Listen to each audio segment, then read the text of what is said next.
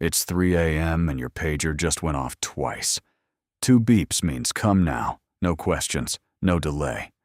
You work for men who never once raise their voice. No gold chains, no gunfights, no bodies in the street. You work for the Cali Cartel, and they move cocaine like a Fortune 500 company moves soda.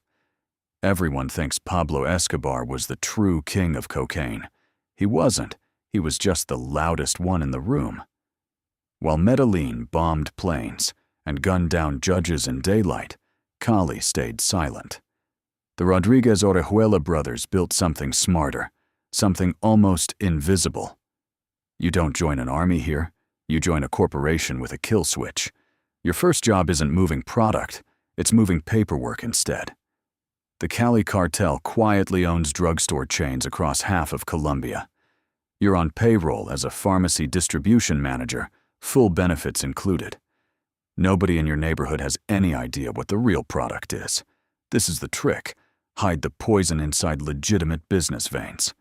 The brothers never believed in Escobar's open war against the state.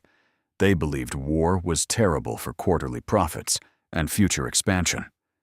So instead of killing police, they simply bought them first. A folder lands on your desk, full of names and exact prices. Judges, generals, senators, every single one with a number beside them. This is called plata o plomo, but Cali always skipped the bullets. They just offered plata, silver, money, and people almost always took it. You realize the empire isn't built on fear, it's built on accounting. Every bribe is logged, every payment tracked like a business expense.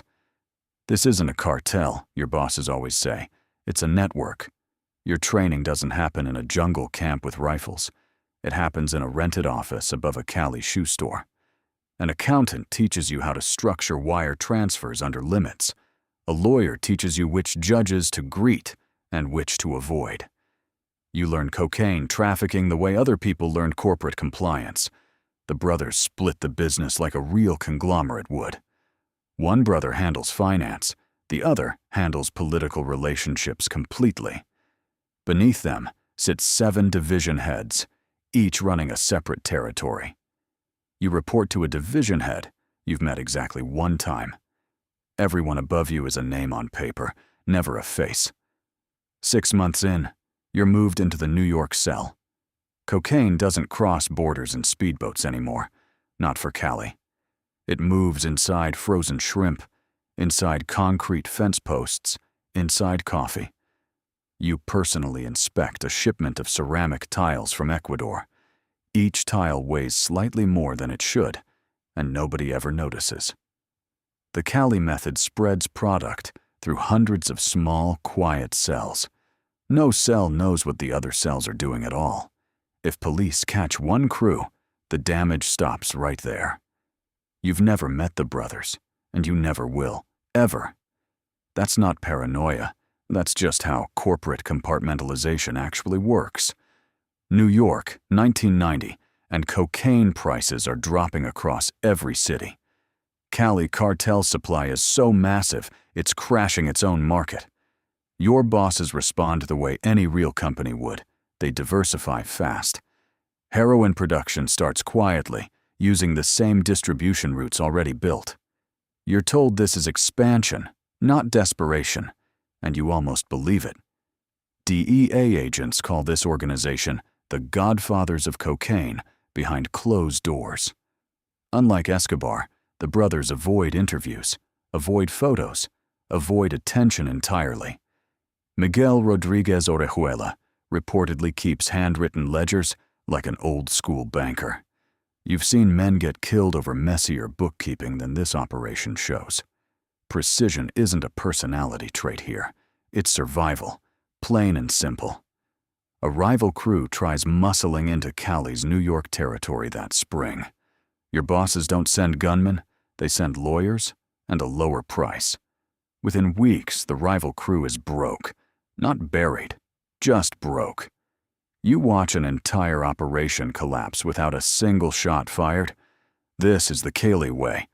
Bleed competitors dry instead of bleeding them. By 1993, Escobar is dead. Shot on a rooftop in Medellin. Your bosses didn't pull that trigger, but they didn't mourn either. Colombian police, backed by American intelligence, hunted Escobar for over a year. Cali reportedly fed information to the very task force hunting their rival. Business, they'd say, sometimes means helping bury your loudest competitor first. You think you're safe because your hands stay technically clean. No blood, no bodies, just spreadsheets, shipments, and silver-tongued negotiations. But clean hands still move poison into 100 American cities. Every gram funds bribes, funds violence somewhere else down the chain. You tell yourself you're just middle management, but middle management still profits. Your next assignment takes you deeper than paperwork ever did. A cousin of a senator wants a personal meeting, urgent and private. You're sent with a briefcase and a script you must not break. The meeting lasts 4 minutes, no names spoken, no receipts left behind. You walk out lighter by $2 million and heavier by guilt. The organization runs on a currency stronger than cash itself. Silence. Every driver, every accountant, every lookout signs an unspoken contract of quiet. Break that contract once, and there's no negotiation, no second chance. You watch a courier vanish after one loose comment at a bar. Nobody mentions his name again, like he simply stopped existing. You start noticing patterns most people never live long enough to see. Every man who gets too comfortable gets quietly replaced within months. Every man who gets too curious gets quietly removed for good. Comfort and curiosity are the two things this organization cannot survive. You train yourself to want nothing, ask nothing, and notice everything. 1995 hits different. The Colombian government finally turns the pressure up. American backing, new task forces, and informants start flipping fast. One by one, Cali's top lieutenants get identified, tracked, arrested. Your name isn't on that list yet, but the fear starts creeping in. You start sleeping with a bag packed by your front door. An informant inside your own cell gets discovered on a Tuesday. He's a father, a coach, a man everyone genuinely liked and trusted. You realize the DEA doesn't need violence, just patience and pressure. Watching him disappear teaches you something the brothers never explained outright. Everyone breaks eventually. The only question is, how much time buys silence? June 1995, Gilberto Rodriguez Orejuela is captured hiding in a closet. His brother Miguel gets caught weeks later in a similarly quiet raid. No shootout, no last stand, just silence and calculated surrender. This is Cali's whole philosophy. Even at the very end, no violence. You realize the empire dies exactly how it lived, without noise. Here's the twist nobody expects. Prison doesn't actually stop the operation. Reports later show the brothers kept running business from inside their cells. Phones, visitors, coded messages. The machine just kept quietly turning. You're told to keep working. The structure survives even without its founders. Money doesn't care which side of the wall you're standing on. You get promoted into a role you never wanted, cleanup coordinator. Your job now is erasing paper trails before American investigators find them. You shred, you relocate, you rewrite invoices until numbers make no sense. Every night you drive home wondering if tonight's the night they knock. Sleep stops coming easy once you start living inside someone else's countdown. A new informant surfaces, someone close, someone who knew your face. You're pulled into a safe house for 3 days with no explanation given. When you finally step outside, half your crew has disappeared completely. Nobody tells you where, nobody asks where, that's the rule now. You start realizing loyalty in this world only runs one direction. You try to walk away once, quietly, without asking permission first. A man visits your house that same week, calm and polite. He doesn't threaten you. He just reminds you what silence costs. You understand immediately. There's no resignation letter in this kind of job. The only exit doors here are extradition, prison, or something worse. 2004, then 2006. Extradition finally happens. The brothers get sent to America. U.S. federal courts charge them with importing tons of cocaine for decades. This time, there's no buying your way out of the charge.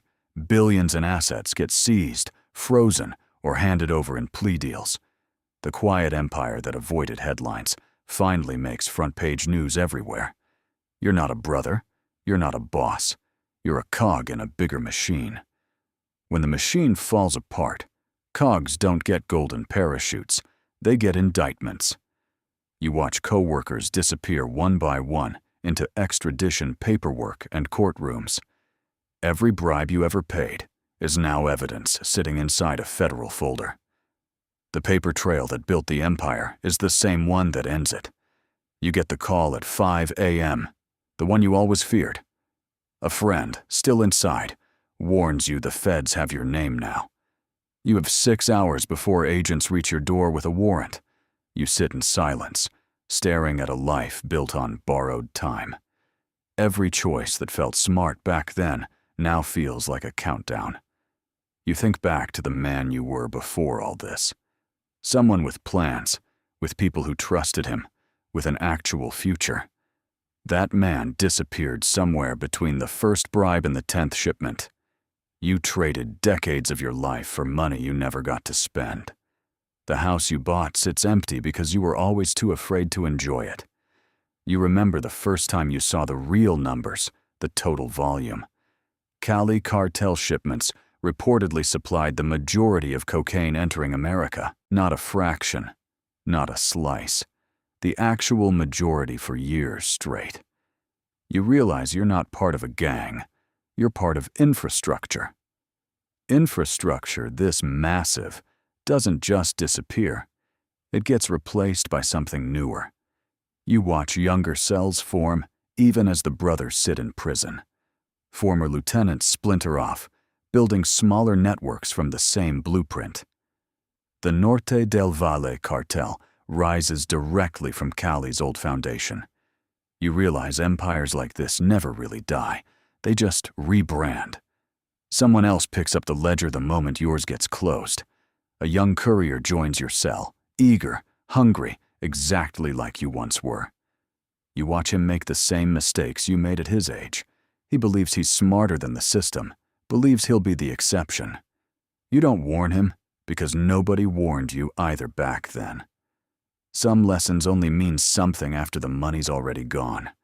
You start counting years differently now, not in birthdays, but in near misses. The time a shipment got flagged and somehow still cleared customs.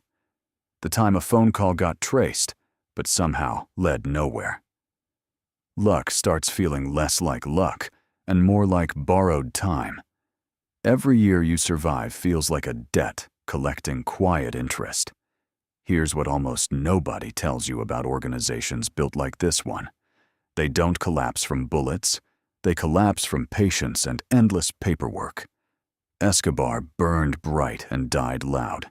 Cali stayed dim and still got caught. Different methods, same ending. Prison cells or body bags. Pick one. That's the real lesson hiding underneath every cartel story ever told. You think about the version of this story people love to romanticize. The suits, the cars, the private jets in some Netflix dramatization. Nobody films the part where you check your mirrors driving home. Nobody films the part where every phone call feels like a threat. The glamour is a marketing trick. The reality is a slow-motion trap. You calculate what you actually kept after 2 decades inside the machine. Most of the money moved through accounts you never controlled yourself. The brothers kept the fortune, you kept the risk and the fear. This was never a partnership. It was a debt you paid with years. Everyone below the top of that pyramid financed someone else's freedom. You had one life, and you spent it moving poison in silence. No shootouts, no fame, just quiet complicity dressed up as employment. The real cost wasn't the arrest, it was every year traded away. Every year you can't get back. Every version of yourself unlived. Don't let someone else's empire become the reason your life stayed small. You picture the birthdays you missed, hiding in safe houses instead. You picture the relationships that quietly ended because you couldn't explain yourself. You picture the ordinary, boring life you used to think was beneath you. That boring life had something this empire never once offered: real peace. Peace isn't glamorous, but peace is the one thing money never bought you. Somewhere out there, a version of you built something real instead.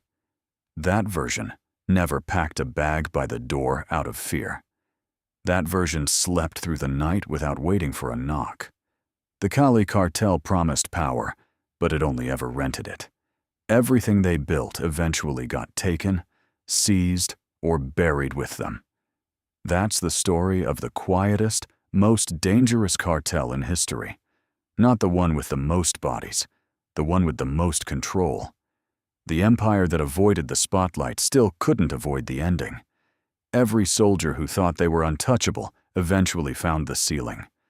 Every quiet empire still leaves a paper trail loud enough to bury it.